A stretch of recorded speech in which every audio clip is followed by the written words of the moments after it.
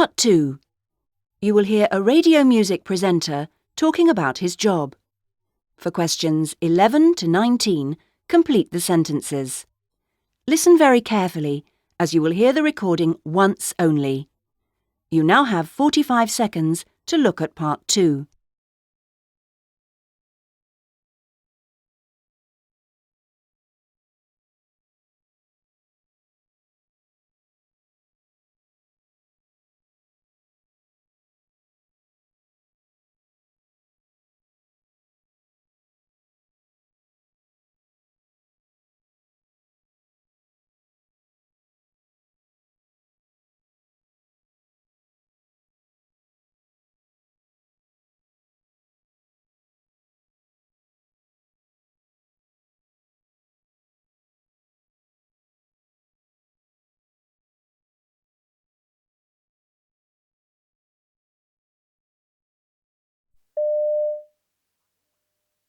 I'd always wanted to work in radio, but at first I didn't imagine it as a full-time career.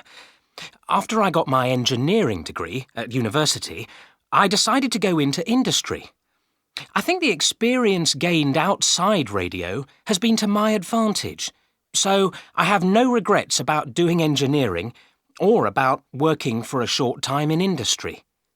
And during that period, I got my first taste of broadcasting, working for a hospital radio station. The work was excellent training. I decided I wanted to become a music presenter professionally while I was doing that, and sent out hundreds of letters and audition tapes, which were all met with rejection. My advice to anyone trying to get into radio is to keep at it.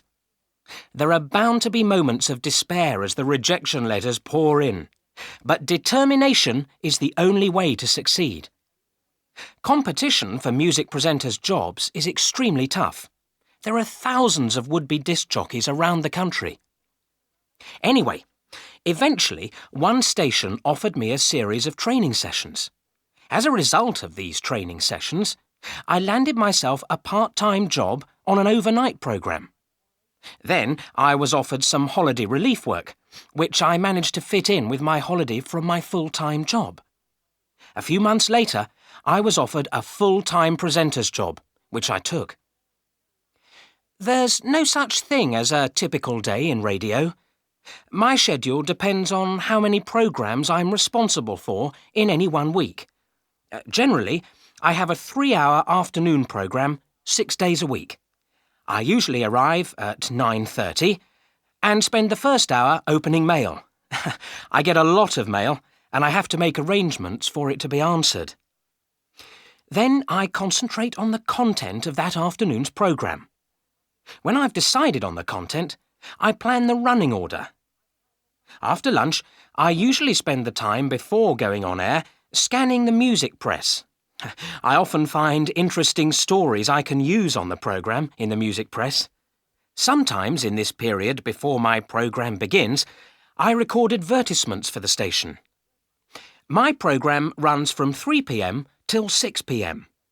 When it's all over, I clear away the records and usually set off home by 6:30 p.m.